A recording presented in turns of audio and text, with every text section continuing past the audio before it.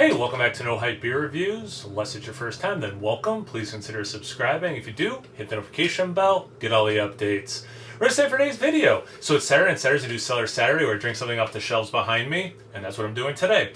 So this one, kind of interesting, real quick. So a month and a half ago, maybe, I put this into the my little beer fridge that's right off camera.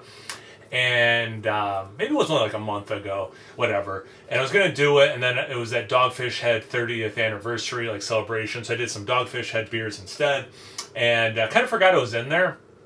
Fast forward to this past Friday, Sean and Mike from Nerd Sense were in town. I'm actually going to film a video right after this and post it sometime this coming week, recapping the weekend. Saw Keith from 93 Lumber. He also came up. We went out with, met up with Jordan at, what is it? He's got such a long name. Keep It Funky Beer and Dank Reviews, I believe is what it is. But anyway, Mike brought this beer on Friday. I wasn't even thinking how I had put in this beer fridge and stuff, so we drank it. Not that we wouldn't have had it anyway, but I wasn't even thinking. And then we even looked at my shelf, and I'm like, oh, I have one left. Like, it was that obvious that I should have been triggered. Like, wait, you have another one of these here, because I have this is a 19. Yeah, this is a 19. This is one with larceny. And the 18 does not. But anyway, this is the Bourbon County brand Wheatwine, not barley wine, Wheatwine in larceny barrels. If this held up as well as Mike's did, I'm in for a treat, because that beer was awesome. All three of us loved it. Let's get into it. Alright, so at this point, so it's 2019, said all that. ABV is 15.3.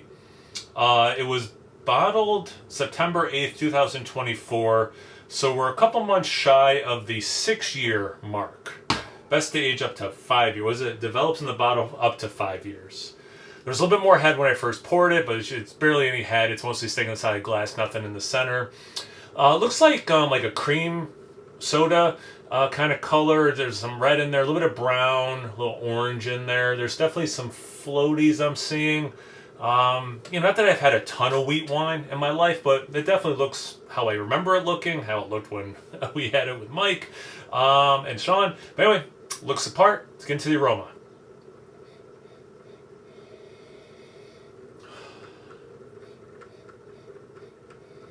Smells awesome. Caramel, toffee. Some of the alcohol is coming through. You get that wheated wine or wheated bourbon that the larceny kicks out.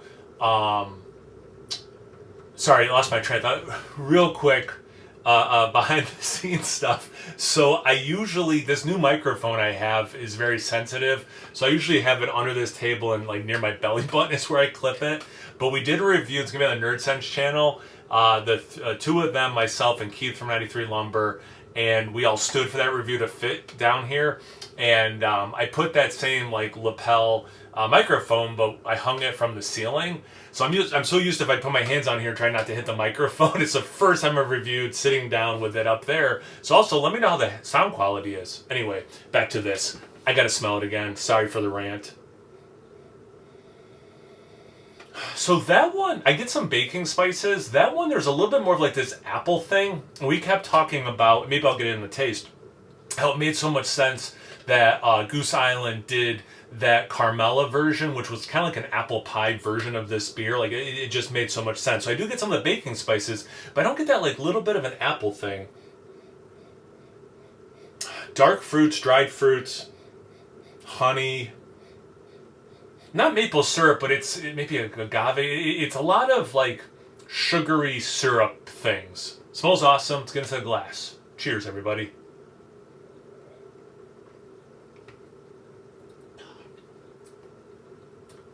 Just a tiny bit of that apple.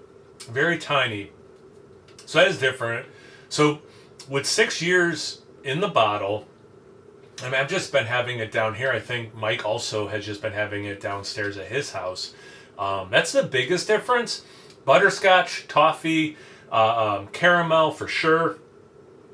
Those baking spices for sure. Some oak. I didn't get the oak in the aroma, but you get some oak in the taste. It's one of the things that's lingering in the aftertaste. A lot of dried fruits.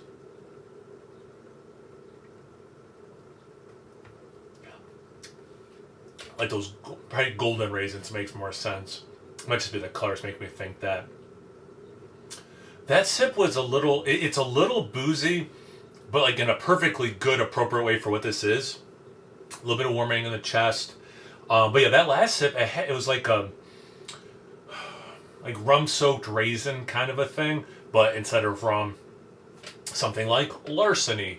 Yeah, any of that like whiskey wheated thing that's coming through is really pleasant. Adds to the wheat wine of it all.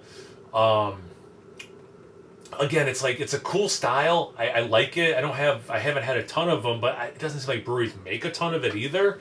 Let me do another sip. This is phenomenal. Just FYI, this is phenomenal. I'm so glad I still have another bottle of this.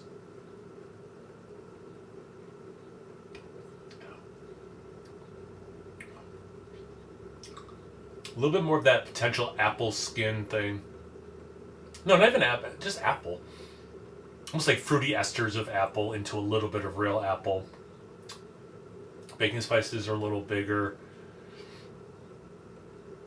It's almost like applesauce, but it's making me think of like putting some cinnamon on applesauce. God, this is good. I really don't have any. Actually, I don't have a single complaint. The wheat wine, they crushed it with these wheat wines, and of course, they haven't brewed them in a few years, many years at this point. Yeah, this is awesome. I hope Goose Island's doing what they need to financially, because as a consumer, it seems like they're doing a lot of stupid things. 2024 was overall thin. Barley wine, regular coffee stout, wheat wine, they're all these hits that they just aren't making. It's stupid, but can't go a video without complaining about it. I'm going to try to throw in other Cellar Saturdays, but for whatever reason, I kind of have it in my head to just keep going through some of these specialty ones I have, since I already went through the vintages of the base that I have. That might throw off the symmetry of my background. Anyway, I've been rambling enough. This beer review should probably be wrapped up. This has not missed a step. This is phenomenal. This is as good as I've ever checked in on it. It's as good as it was fresh. This is... it's just amazing. It's amazing. I can't sing the praises high enough. I'm so glad I have another bottle of this. And I'm glad that Mike shared some recently. And yeah, it was literally a week ago today that I had some. But anyway, have you guys had this before? Have you had it recently? Did you only have it fresh? Did you have it both? Do you check in on it every week? I don't know. Let me know in the comment section below. Once you're done doing that, make sure you check me out on Instagram and Untappd. There's no hype beer reviews at both of those places. So please like, comment, subscribe, and most importantly, imbibe. Cheers, everyone.